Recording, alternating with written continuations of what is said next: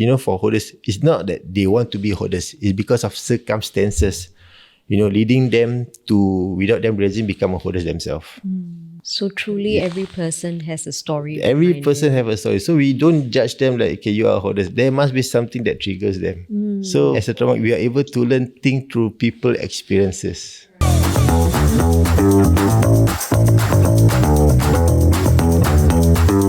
Hello and welcome back to Open House, where every conversation opens a new perspective. I'm your host, Durga. Some jobs aren't jobs, they're a calling. And today we're talking about a world that most of us might be unfamiliar with. Trauma cleaning. It's not just about cleaning, it's about compassion, resilience, and helping people move forward in tough moments.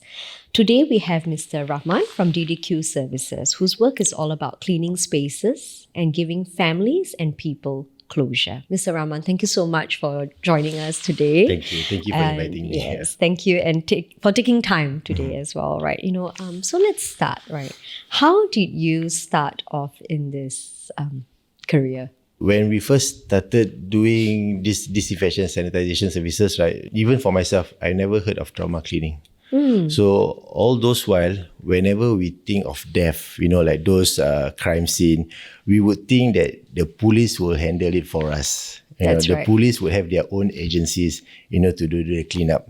So for me, what happened was that one day I actually received a phone call. Okay, so the caller asked me to help to disinfect his late aunt's house. So thinking nothing much of it, I thought it was the normal disinfection and sanitizing services. So I went over on our agreed date and timing. So what happened was that I can literally remember, right, when we first reached the house, because the house was at the corner unit. Back then, they actually have the police line. So the police tape, correct. Yeah. So when I first saw the police tape, right, I was taken aback like, something wrong. How come there's a police, tape right in front of the gate, right? So there's a lot of things running through my mind. What happening inside the house? So after some time, then the caller arrived together with two police officers. Then they opened up the door for us. Okay, so before they actually opened up the door, right, there was this very distinguished smell.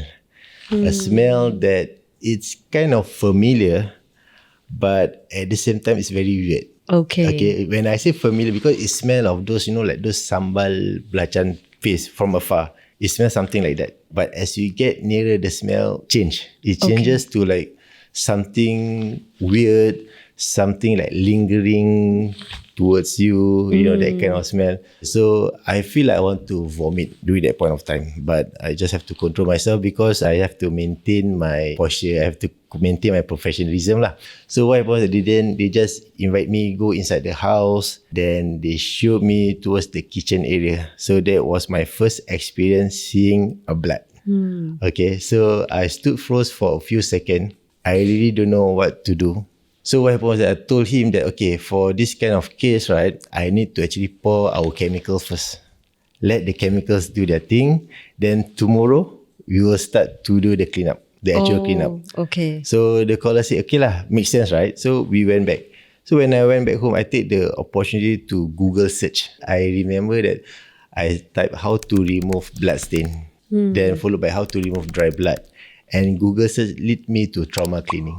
So that was my first, I would say, understanding of what trauma cleaning is. It teaches me very basic about how to do, the blood cleanup, everything. So most of the chemicals that I use for my first time trauma cleaning is all off the shelf. The bleach, the Dettol, everything. Like household cleaners. Like household cleaners, correct. The following day we went over. I remember it was me and my Vietnamese worker.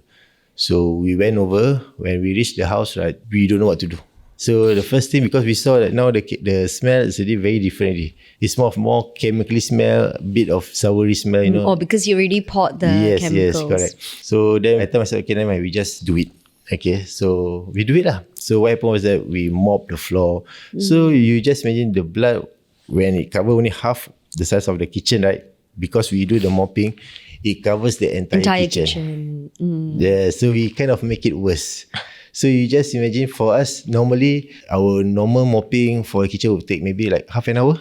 That's right. Correct? But for this, it took me like almost a day to just finish the mopping to make sure the blood is clear, the blood stain is clear, everything. Okay, so eventually we are able to complete the task, but the smell is still there. So that's where I came to terms, I described to the caller that, okay, this is the smell of death. It will still be around and you might slowly disappear by maybe 3 months time. So he said, okay lah, as long as the stain is not there. So that was my first encounter of trauma cleaning. Right. Yeah. So a question is that, when you first went in and you saw this, right, it's amazing that you didn't walk away from it and tell the caller that, oh, I don't think I can do this. And instead you went home, did the research and came back. So what motivated you to do that? Okay, because she really paid me. I'm a business owner. Okay, it can also be a new learning experience for me. Life is full of surprises. Life was like a box of chocolates. You never know what you're going to get. You just have to do it, then you will know. Good or bad, that's the consequences that you have to face. And this particular case actually led to something bigger for you. Correct. Right. Yes. Now, what are some misconceptions that people have about the job that you do? Generally, people would think that trauma cleaners are just like general cleaners. Okay, they would think that we would do the clean same as how the general cleaners will be doing it, but it's totally different. Okay, so trauma cleaning is a specialized deep cleaning that handles an area that is often, I would say, associated with crime scene, suicide, unattended death, and even extreme hoarding. So this is trauma cleaning. So basically it involves the removal of blood and bodily fluids. And at the same time, we also help to restore the place so that we can find closure for the grieving family so that they can actually move on. Okay, so people would think that, okay, we need to be physically strong, mentally strong to do trauma cleaning, correct? Correct. But you have to also pay attention that we as a trauma cleaners, we also need to have the compassion. We also need to have the empathy towards the grieving family. We need to offer them support, advices, for them to be strong and how are they going to go about after this very devastating episode. Right. So you don't just go in to clean and then move on. Correct. You're really It's more than that. It's more than that. You're helping the families gain some closure. Correct. Right. Yes. So it's a passion, right? But some people might think like, how do you be passionate about going to see gore? Like it's a difficult scene, when you walk into all these homes, right? It's difficult. And earlier you were mentioning that you're passionate about it. That's why every day you can do it. So how do you keep the passion going? Okay, apart from finding closure for the grieving family, right, I would be able to learn from the deceased. We are able to visualize, what are the things happening before death come to them. We're often able to see what society is not able to see. Right. Just to give you an example, I have a recent case whereby she's a teacher. Okay, so practically for a teacher, she would teach us, good example, the great thing about life, everything. But towards her death, what I can see is full of depression. Okay, her house is not well clean. She never take care of the house. There's a lot of rubbish, like she just given up on life. I see. So just mind you that she's a teacher, showing us the good example of life. But for herself, she's doing the opposite. Right. For me, I learned from it that there must be something that trigger her lifestyle. As a trauma cleaner, I see things differently now. I see. Okay, for example, let me share with you this story. I came across this hoarder. Okay, so what happened was that prior to her becoming a hoarder, right, she actually came from a very good family background. She was a pre-U student. Okay, she had a very bright future for her. But what happened was that she fell in love with a wrong guy.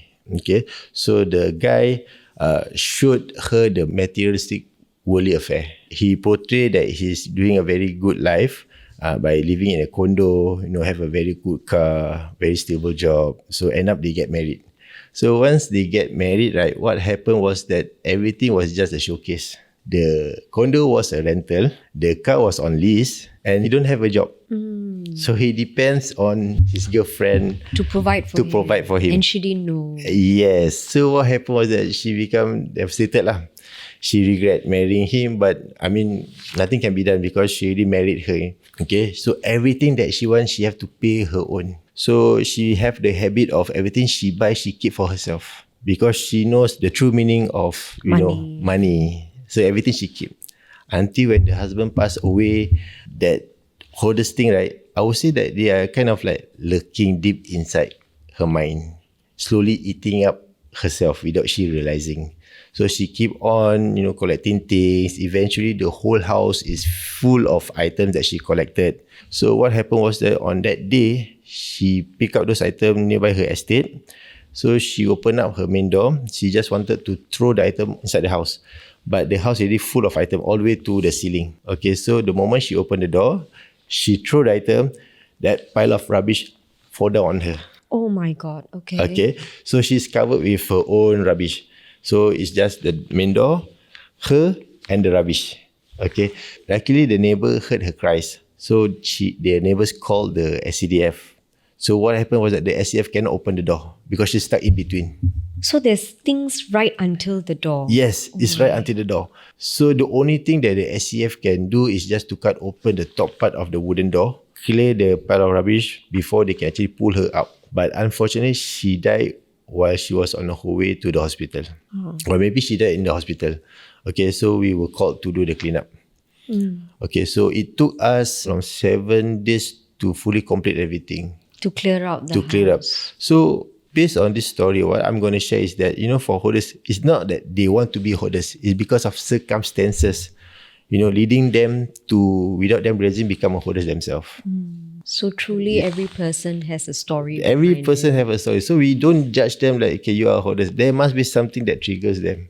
So as a trauma, we are able to learn things through people experiences. Right. Like, do you feel that space tells you a story? Like their last moments Oh yes, tell you a definitely, story? definitely. Because for each location that we do for the trauma clinic, it will tell us a different story. It's able to make us visualize the lifestyle, the last day before their death.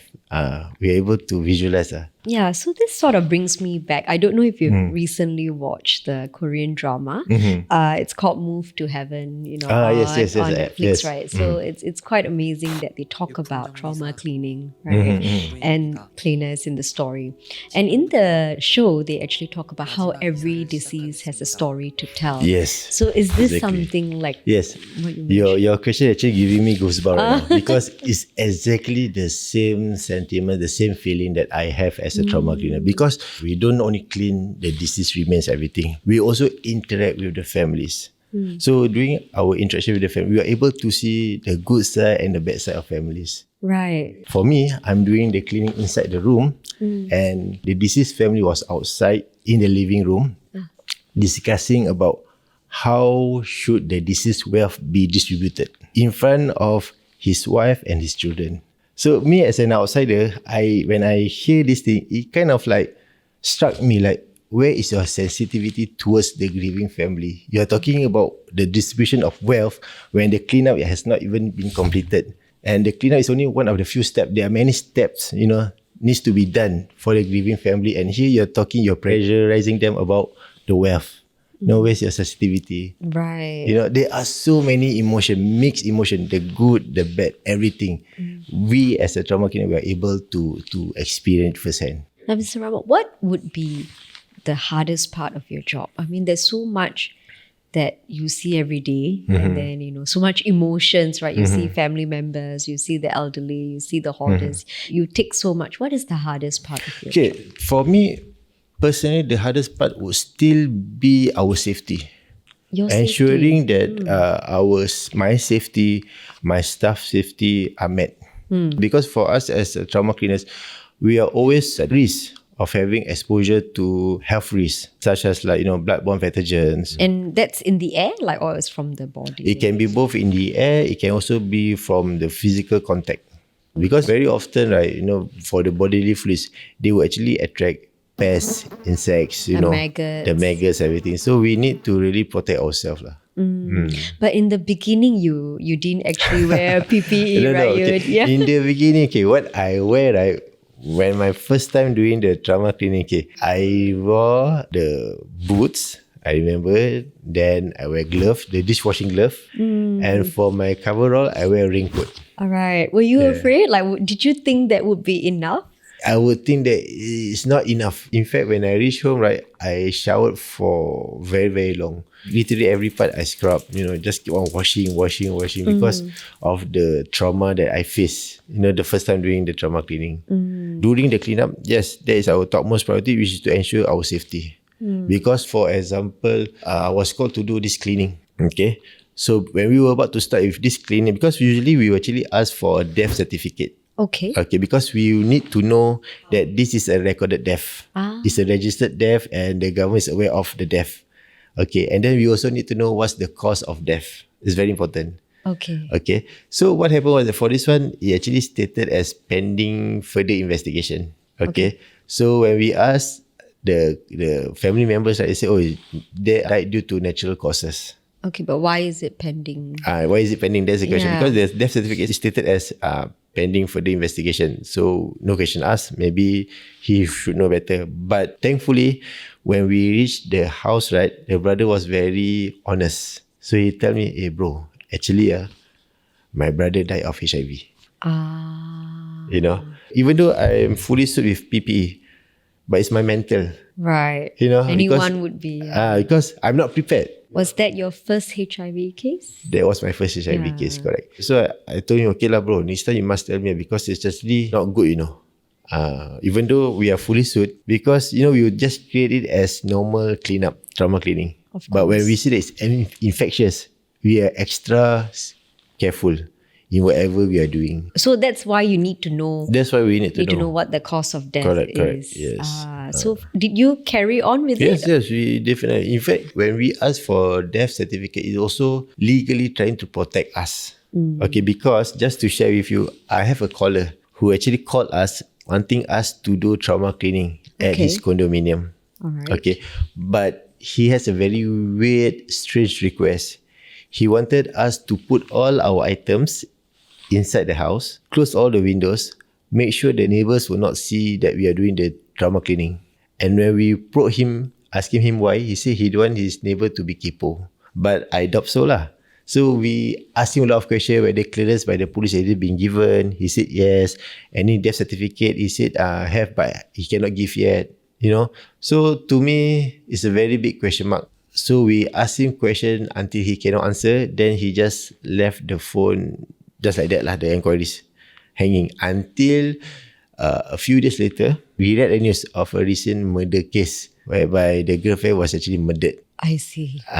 Oh my. So you do get calls for sort of like illegal, correct. So that's why it's very important for us to have the death certificate.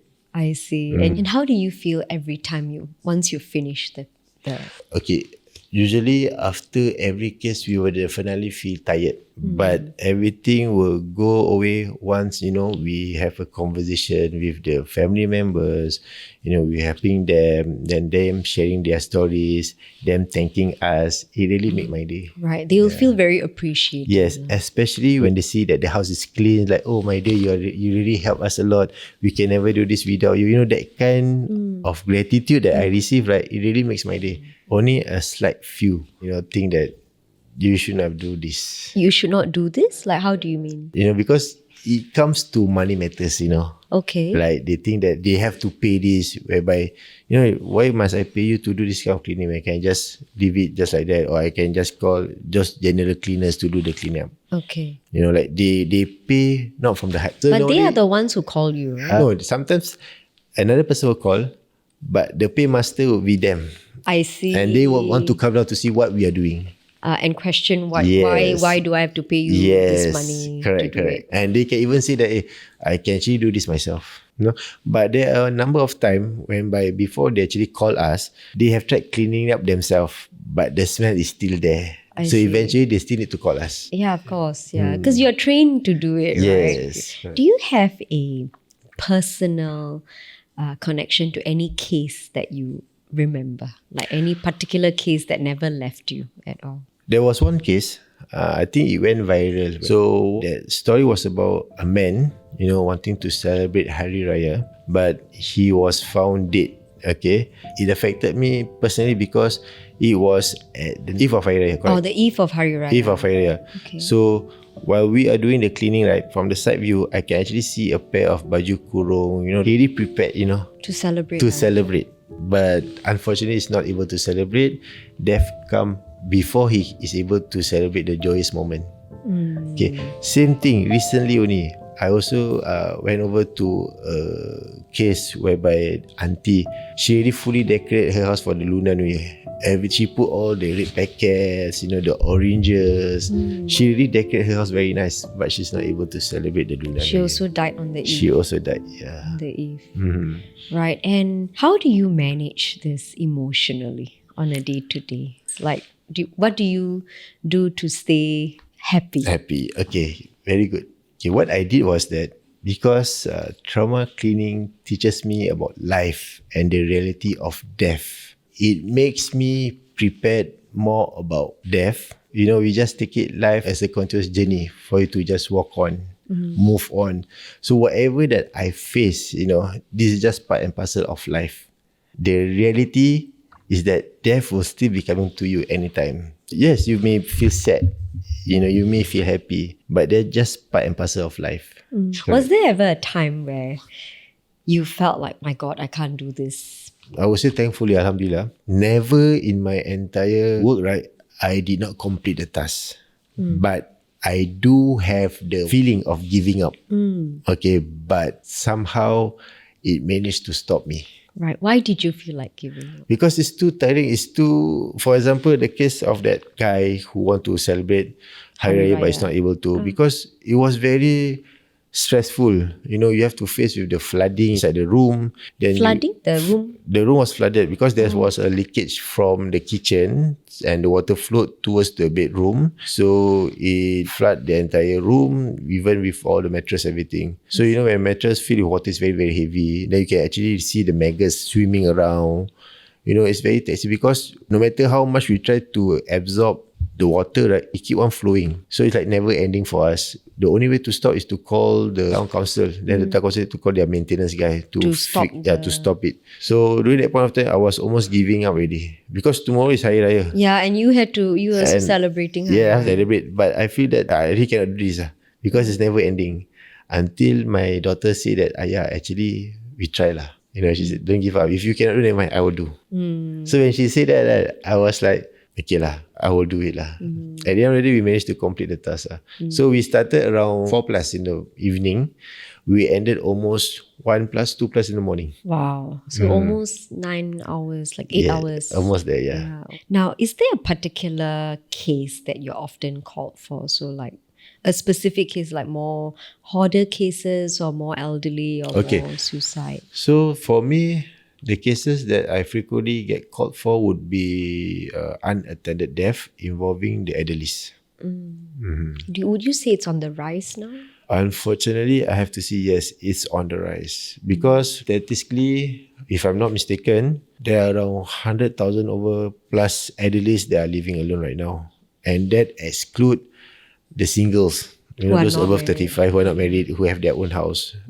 So this, I would say, is a worrying trend if nothing is done. Okay, so what I can see, what we lack of, right, as a community, right, we lack the communication, the interaction between us and our family members, us and our neighbors. For myself, what I see that we tend to be self-centered nowadays. Everything is all about us. It's never about them.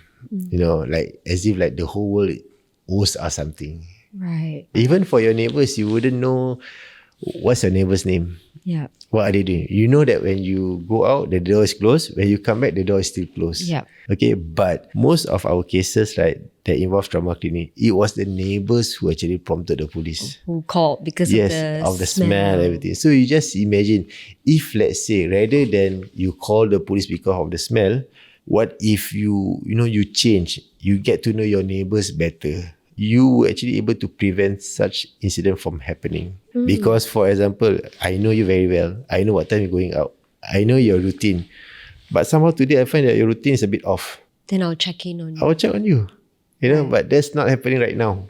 Yeah, you're absolutely right. You know, like I think when we were growing up, you know, like the kampung spirit, you know your neighbors, the Yes, kids play correct. with each other. Correct. So when the kids play with each other, the families also, you know, they used to call the neighbors for birthdays and this and that. I remember my neighbors coming for my birthdays. But nowadays, no Now more it's already. It's very little, I would say. or none at all, actually. None None at all. So I would say that the best thing is to communicate with each other and, Yes, you know, correct. appreciate the people around you. Correct. And now, you know, we come to a little bit more, maybe not supernatural, but, you know, a little bit more, you know, the work that you do because you deal with death, right? Do you sometimes get dreams of the deceased, or do you think about them? So far, throughout my career, right, I have 2 encounter with the spirit world. You know, for us, right, I don't know about for you guys, but for us Malays, right, when we see something supernatural, we cannot see on the spot. Like, hey, I saw a ghost. I cannot see that I saw a ghost. You know, I just keep quiet. Okay, so you don't acknowledge it. We don't acknowledge the existence during that point of time, there and there. Okay. So what happened was that my part-timer, he said that he saw something At the house? at the house. Prior to that, when we are doing the cleaning, okay, I was standing at the door frame. Then my workers, 3 of them, they are doing the mopping. Okay, so the windows are closed. There's no ceiling fan. Okay, suddenly the picture frame just fell off just like that. Okay, we acknowledge That it dropped. That it dropped, but we didn't think too much. So when I went back home, that was around evening, almost to 7. My wife, she opened up the door. She asked me, did anything happen? Me thinking it's very normal. I said nothing happened. Then she said, okay, go in, take a shower, everything. Was she with you? No, she was not with me. She's at home. not with you. Okay. She's at home. Interesting. So when I took the shower, everything, then she and my daughter was preparing inside the kitchen, doing something at the kitchen. She heard a very rough, scratchy voice of a male voice. Our house, we actually have a CCTV. So she would like to play back to confirm what she heard. So what happened was that when she play back, she can hear the voice. Then she called me. So she asked me, did anything happen? I said, no, nothing happened. Then she said, okay, there's a spirit following you lah. So now the voice is captured inside the CCTV. I see. And you heard it as well. When she played, then I heard it. I see. Then I tell her lah about the incident lah. But I didn't think much of it. Okay, then she asked me to just, do the azan, throughout the whole entire house. Then, okay lah, I did that. Then, okay lah, just only for one night lah. Now, coming to your personal life a bit, right? Has it been hard maintaining friendships or relationships with people? Like, do they look at your job and think of it as like being maybe dirty or things like that? Like you mentioned earlier, yes, you come into contact with like maybe even HIV, contaminated, whatever, right? So have you had difficulty? Last time when I first started, yes, I do have some opposition lah. In terms like whether it's paying you much, are you able to financially support your family, because trauma cleaning is not going to be everyday job, then it's dirty. Then of all jobs, why you want to do trauma cleaning, but because of how I changed myself, I changed the perspective of life, and it kind of influenced the people surrounding me. They are more accepting right now. And how has your perspective on life changed ever since you've been for doing now this? I see that life is just a temporary thing. Okay, I take it life as a balance lah. You need to have best of both worlds. You can achieve something, but you have to bear in mind that you need to prepare something also. That means, for example, there's something that you want to go after, but you have to bear, what if you don't have the time? Your basic fundamentals of treasuring that relationship with your loved one, that will be your core. So solidifying on that relationship first before you pursue on whichever goals that you want. And striking that balance. Yes, right? Should it be correct. at the sacrifice of spending time with Correct. your You should loved not ones? sacrifice that precious moment with your loved one, especially your children, for the goal, because you never know whether you get it or you don't get it. Right. Now, speaking of your children, I understand they're also with you. Yes. You have 6 kids, right? And 2 of them are with you? Or yes, 2. 2 of them with Yes. you. So, how did you feel, when they wanted to join you? Okay, because for me as a father, right, I believe in giving the opportunities for them to learn, but it never come across my mind that I ask them to do it. Okay, I never ever ask them, hey, you should help me. No, they come to me willingly. They wanted to learn. So for me, I take it as like, if I cannot teach you about life, maybe the work can teach you about life. Right. So I take it as an opportunities lah. I mean, you learn through your experiences, good or bad, you just take it. Did you worry about their emotional Mental well-being, health, their mental well-being? Of course, I do have the concern, but I always emphasize that, in life, it's all about making choices. Good or bad, you will have its consequences on you and your surrounding. So if you choose to be doing trauma cleaning, whatever that you're going to face, you have to face it. Whether you are tired or you are suddenly emotionally disturbed, you need to face it. Then from there on, you can able to learn more about life. I'm here just to guide you. Through the good and the bad. Yes, right? Ultimately, you want it's them your own to choice. use your own choice, and correct. you have to live with those Correct. choices. So what I say to my children, like what I learn, hopefully they are able to learn from the experiences that they have as a trauma cleaner. Now, coming to the most, I would say, quite an important thing is that your mental health, like for yourself, because you are carrying the weight of so many things, right? How do you, sort of deal with your mental health on a daily basis? Okay, you see, for mental health, right, if you were to keep it, right, it will slowly eat you up. So for me, it's more of sharing. When you open up, you are actually helping yourself. You're not allowing the burden to be inside you only, because you're just sharing. So you're letting out. Like talking and communicating. So don't let it be a burden to you. Right. Yeah. And how has your wife supported you through all this? Okay, from day one, she has been my pillar of strength. She's the one who asking me, to do trauma cleaning. And without her, I wouldn't know what trauma cleaning is all about. I wouldn't know what life is.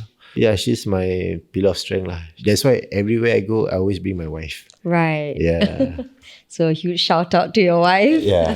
So, and also I want to add, I think always listen to your wife, right? Always listen. Yes, I think you're very correct. Always listen to your wife. She can be a nagger, right? Yeah. But she means everything. Yeah, like all the wives nag, right? Yeah. But always listen to your wife. Yes. Please, people.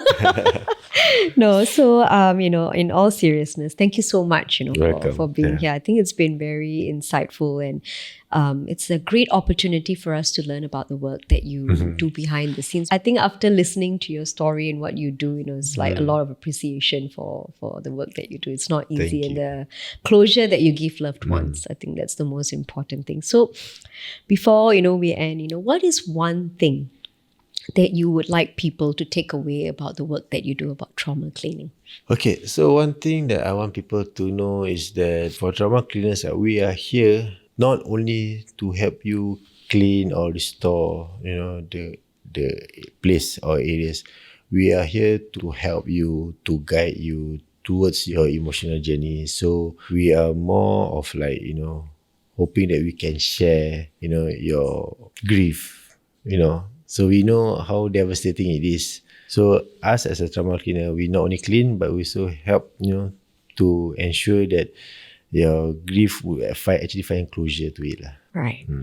Thank you. And what advice do you have for people who may, fear death in that sense? Okay, my advice to you who fear death, you just have to be more accepting. You have to know that eventually death will still come. You like it or you don't like it, it will still come. So before it actually comes to you, be prepared. Make good. So be happy lah. Right. Always be happy, be contented. Yeah, I think I love like what you've shared here today, right? Like, be happy, make the right choices, communicate. I think that's Yes. what we really need in the world today, right? Yes, Talk to your correct. neighbors. Correct. So that they can look out for you and you can look out for them, right? Because I Yes. think having to live alone sometimes is inevitable, right? Parents, the children move out, they may move overseas. But if you communicate with your neighbors, make friends with those around you, I think life. Yeah, know them. Try to know more about your neighbors. Yeah, build that relationship. So that, anything they are there to look out for. Yes. It's not necessarily just family members. Yeah. That In fact, the one closest to you will be your neighbors. So the first point of contact whenever you are in need of help, it will be your neighbors. Because they're just beside you. And you always see reports. It's always the neighbors calling the police. But it's sad to say, like what you say, right? They call after, Yes. only when there's a smell and Correct, things like yes. that. And I like what you said about the routine. I mean, it's not like we are stalkers, but of course it's like it's nature. actually how human nature should be. You Yeah. know, caring for each other, look out for each other. Look out, like, hey, you're gone on a holiday, I'll look out for your home. I mean, for me, I have 2 cats. You know, for these 2 cats, they will actually look out for each other. Aww. I mean, we can see that for animals, you know, they have that kind of relationship. Why can't us humans? Right. In fact, we can be better than them. So yeah, look out for each other. All right. That's the Thank key you. word, Thank you so much, Mr. Thank Rahman. you. And really appreciate you being here today. Thank you. And to our listeners, thank you for tuning into this episode of Open House. So if you love this episode, please share, so others can learn from it as well. And if you have suggestions to other guests that you would like, please leave it in the comments below. And of course, check out our socials for more updates. Thank you.